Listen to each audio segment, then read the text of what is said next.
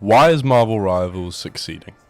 It's something I've been thinking about since, well, the launch of the game, and I think it's something that needs to be talked about because we don't see this often enough in the gaming community where a game suddenly just flourishes and is hitting high player counts after a month. Normally it dies within 2 weeks, but it's still going strong. So why is that happening? Now, first and foremost, I've got to be honest. I hated this game to start off with. I was not a fan. I thought it was just the worst thing. I had so much bad things to say about it, and I was not enjoying any second of it. And I think now, looking back on it, I realised why. It was because everything felt familiar. I've played Overwatch before, which obviously everyone's talking about it.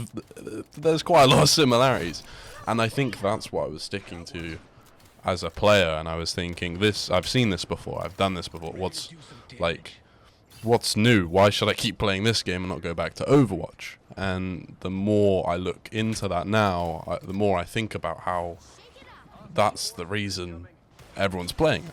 People are playing this game because it's familiar. That's why people are playing this game. I think the reason that Marvel Rivals is still succeeding is that it feels familiar enough to be something that you know and not completely new and daunting, but it's new enough for you to think, there's something else here, and you start to unpeel what else the game has to offer. And I think that's one of the really exciting things about Marvel Rivals and why it's succeeding in ways other games haven't been recently. Now let's have a look at something as simple as character selection. What Marvel Rivals does in character selection is extremely clever and so cool and new and refreshing, and it's really nice to see.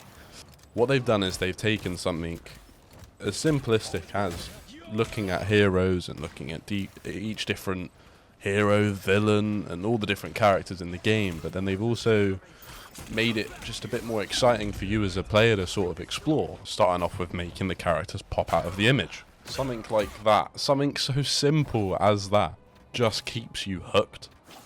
And I know it sounds silly saying it, but then you have that, and then you'll click on the character, and then you'll have a cinematic play of just sort of what that character is. Maybe it'll demonstrate a move set, or they'll do a load of jumps, but it looks cool, and it's once again, it's new. I personally have never seen something like that. Maybe I'm wrong. Prove me wrong if I am. Please tell me. But I think it's new and it's exciting, especially with the impact frames. Those impact frames. Venom, chef's kiss. It also makes you more interested in the character. Now, I'm going to pull an example here of Loki.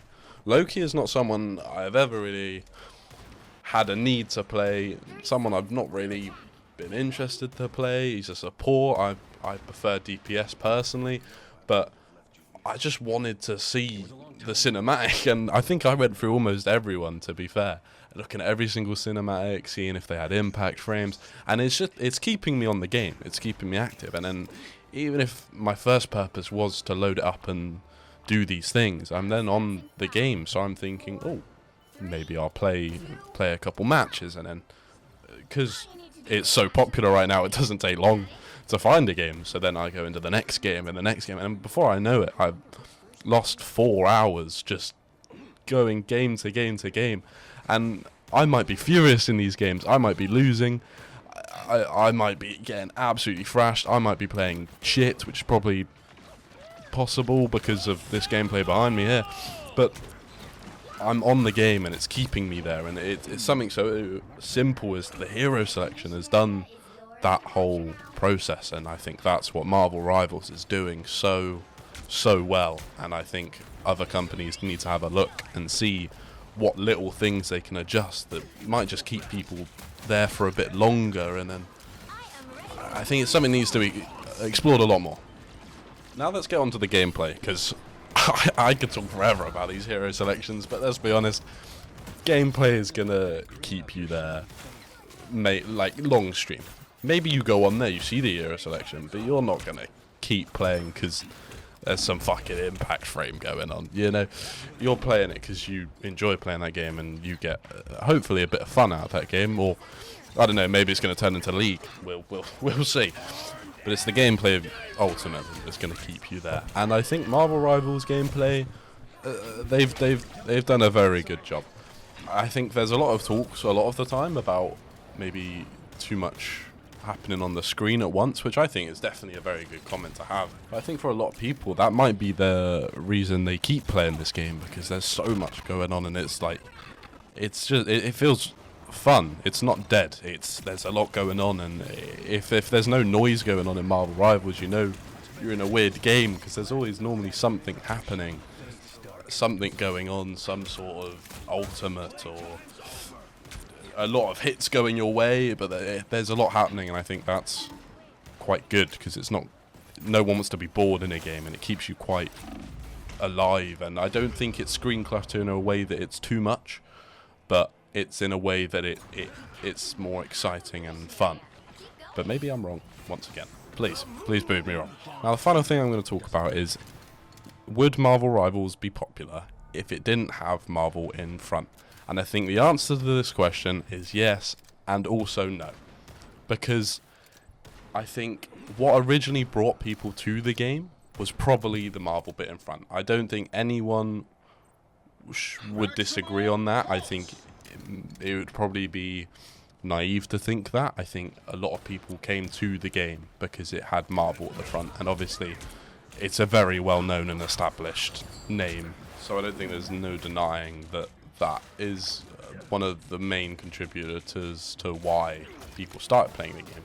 But it's also no, because I think people would have given up by now. Like, they would have come, seen what they had to offer, seen that it's like, maybe it's okay, maybe it's bad, whatever, and then move on. But they haven't. They're still playing it. And I think that's why Marvel Rivals is succeeding, is because they originally had that hook of Marvel, but now they're actually keeping people there because of the gameplay that they are providing and what they are allowing the player to do.